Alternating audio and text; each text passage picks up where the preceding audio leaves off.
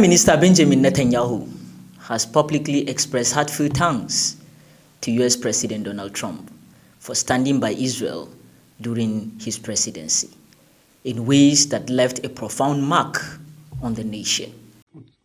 Thank you, President Trump, for keeping your promise to give Israel the tools it needs to defend itself, to confront our common enemies, and to secure a future of peace and prosperity. This came shortly after Trump's emphasized in his inaugural speech that US forces must focus on defeating their enemies. Our armed forces will be freed to focus on their sole mission, defeating America's enemies. In 2017, President Trump made history by recognizing Jerusalem as the capital of Israel and moving the US embassy there. Exactly 70 years ago, the United States under President Harry Truman became the first nation to recognize the State of Israel. Today, we officially opened the United States Embassy in Jerusalem. Congratulations. It's been a long time coming. For many in Israel, this was more than a political decision. It was a reaffirmation of their connection to their ancient homeland. While the move sparked controversy internationally, in Israel, it was a moment of celebration and pride. Under Trump's leadership, the US provided robust military aid, equipping Israel to better defend itself against regional threats. And then there were the Abraham Accords, a historic breakthrough that saw Israel establishing peaceful relations with the UAE, Bahrain, and others. This agreement, brokered with US support, were a beacon of hope for more unified and cooperative Middle East. However, one country in the Middle East continued to be a thorn in the side of both the US and Israel. What's the greatest threat right now that Israel faces? Foreign threat. Iran. You want the three threats? Give me the three threats. Iran, Iran, Iran. Iran nuke program has been at the center of long-running disputes leading to Western sanctions. During the presidential campaign, Trump accused Iran of trying to assassinate him and threatened to destroy the country. President Trump further accused Iran of spreading terrorism in the Middle East. Very directly by Iran. And I think you have to let them know, because the best way to do it is through the office of the president, that you do any attacks on former presidents or candidates for president, your country gets blown to smithereens, as we say. The airstrike order on the senior Iranian general in 2020 plagued bilateral relations to an all-time low. The Trump administration's decision to withdraw from the Iran nuclear deal and impose sanctions on Tehran also echoed Israel's concerns about a nuclear-armed Iran. For Israel, it was a critical step in addressing one of its greatest security threats. Trump heavily criticized Biden for stopping Israel from attacking Iran's nuclear sites in retaliation. We have to be totally prepared. We have to be absolutely prepared. But when they asked him that question, the answer should have been, hit the nuclear first and worry about the rest later. And that's what they should. That's what if they're going to do it. If they're going to do it, they're going to do it. But we'll find out whatever their plans are.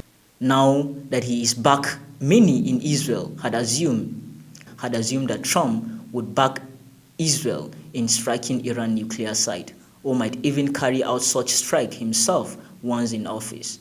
However, the likelihood of this happening seemed far off because of the recent backtracking on his previous demand for direct strike on Tehran that he had been calling for just 3 months during his election campaign.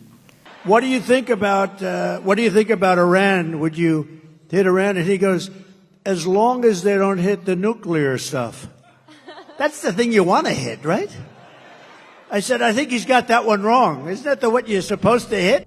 Trump had been vocal about striking Iran's nuclear site before taking office. However, the US president has shown a softer approach toward Iran since taking office. I would say Iran is a different story. I will be honest with you. Iran is a whole different thing. That's a religious deal that is very dangerous. That's very, very theocracy. dangerous. Trump has reportedly softened his tone toward Iran, and amidst report of naming Steve Witkoff as his envoy to the Middle East, serving as point man on Iran, the commander-in-chief says that he hopes the Iranian nuclear crisis could be resolved peacefully without military confrontation. President Trump further emphasized it will be good for the Middle East if Israel does not carry out airstrike against Iranian nuclear site. The president also added that he would like to offer a deal to Tehran and hope that the Islamic regime takes it. However, he went out to clarify that it would be okay even if Iran declined the offer. This underscored Trump's commitment to peace, as a senior official in Trump's office stated that Trump doesn't want to start his presidential term with wars, as he emphasized during his inaugural speech. So the aim is to rely on diplomacy to strike a strong deal to prevent Iran from acquiring nuclear weapons. Iran, on the other hand, has repeatedly denied any intention of developing nuclear weapons, emphasizing that its nuclear program is focused on peaceful purposes. Previously, Iran's Vice President for Strategic Affairs, Mohammad Javad Zarif, expressed hope that Trump would adopt a more serious and realistic stance during his second term towards Iran. Had we wanted to build a nuclear weapon, we could have done it a long time ago.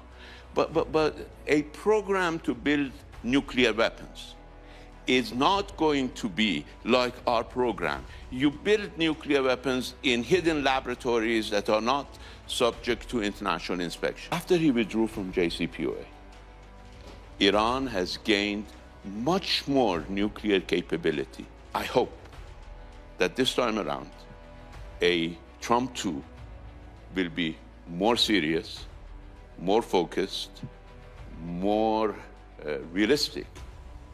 Zarif was referring to Trump's unilateral decision to withdraw from the 2015 nuclear deal and his controversial maximum pressure policy, which involved imposing sanctions on Iran.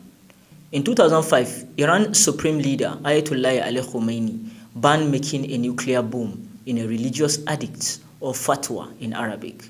In 2019, he said building and stockpiling nukes was wrong and using it is religiously forbidden or haram in Arabic, even against enemy forces. It's based on this doctrine that the supreme leader does not permit the armed forces of the Islamic Republic to develop nuclear weapons. Remember, Ayatollah Ali Khamenei has the final say in Iran's nuclear program. Despite former President Trump's allegations during his campaign about Iran's alleged attempts to assassinate him and his threats to take drastic actions against the country, it seemed that within just 10 days in office, Trump may already be making contradictory statements regarding Iran. Alternatively, could this be a reaffirmation of his commitment to ending conflict in the Middle East and finding lasting solution for the region? With that, we conclude today's program on Diaspora Digital Media. Don't forget to like this video, subscribe to our YouTube channel, and hit the notification bell to stay updated when we drop a new content. I am Ibrahim Umar Wasi. Thank you for watching, and until next time.